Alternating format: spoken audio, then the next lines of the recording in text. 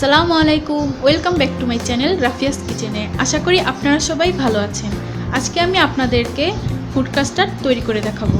এর জন্য আমার যা যা লাগছে, এখানে আমি হাফ লিটারের মতো লিকুইড দুধ ব্যবহার করছি। দুধটাকে প্রথমে আমি জাল করে নিয়েছি এবং ঠান্ডা করে নিয়েছি। লাগছে আমার চিনি, আমি এখানে চিনিটা 2 টেবিলের মতো ব্যবহার করছি। আপনারা মিষ্টি যে যতটা পছন্দ করেন সেই পরিমাণ অনুযায়ী দিয়ে দিবেন। লাগছে কাস্টার্ড পাউডার, এখানে আমি 2 টেবিলের মতো কাস্টার্ড পাউডার ব্যবহার করছি।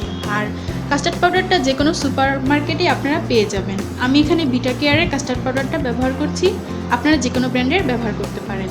লাগছে ফ্রুট, আপনারা যে কোনো পছন্দের অনুযায়ী আপনারা এখানে ফ্রুট ব্যবহার করতে পারেন। তো আমি এখানে কলা, আপেল এবং খেজুর ব্যবহার করছি। লাগছে রুয়াবজা, রুয়াবজাটা আমি ডেকোরেশনের জন্য ব্যবহার করব।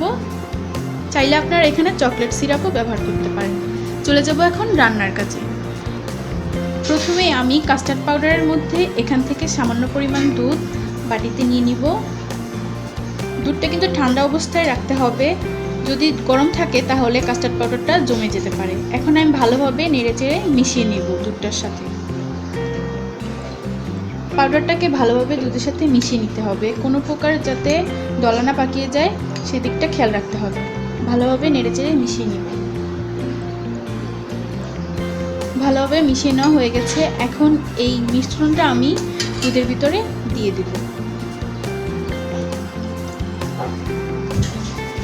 ভালোভাবে আমি আবারও মিশিয়ে নিব। এখন চুলায় জাল করে নিতে হবে।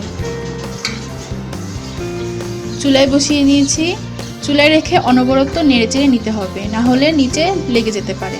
আর যেহেতু এটা কাস্টার্ড তাই তাড়াতাড়ি দলা পেকে যেতে পারে, তাই ভালোভাবে নেড়ে নিতে হবে।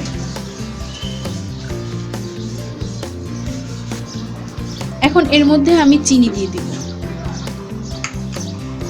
ভালোভাবে মিশিয়ে নিতে হবে। আমি যতটা পর্যন্ত পরিমাণ ঘন না হচ্ছে ততক্ষণ পর্যন্ত নাড়তে থাকবো, একদম বেশি ঘন করা যাবে না। এই অবস্থায় আমার চিনিটা গলে গেলে নামিয়ে নিতে হবে, কারণ কাস্টার্ডটা ঠান্ডা হয়ে গেলে আরও জমে যাবে। এখন আমি নামিয়ে আপনাদেরকে পরিবেশন করে দেখাচ্ছি। একটি বাটিতে আমি এখন ঢেলে নিব।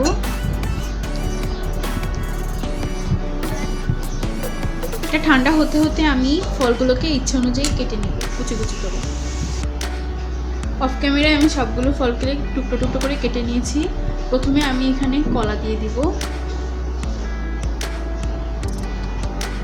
এখন দিয়ে দিব এর মধ্যে আপেল কুচি।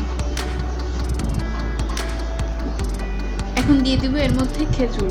আমি খেজুরগুলোকেও এরকম টুকরো টুকরো করে কেটে নিয়েছি। এখন এর মধ্যে আমি রুয়াবজা দিয়ে দিব। আপনারা চাইলে এখানে চকলেট সিরাপও দিতে পারেন, যে যার যার ইচ্ছা অনুযায়ী এখানে ডেকোরেশন করে নিতে পারেন। আমি আমার ইচ্ছা অনুযায়ী ডেকোরেশন করে নিয়েছি। আপনারা চাইলে ঠান্ডা ঠান্ডা পরিবেশন করতে পারেন বা চাইলে এরকম গরম অবস্থায়ও পরিবেশন করতে পারেন।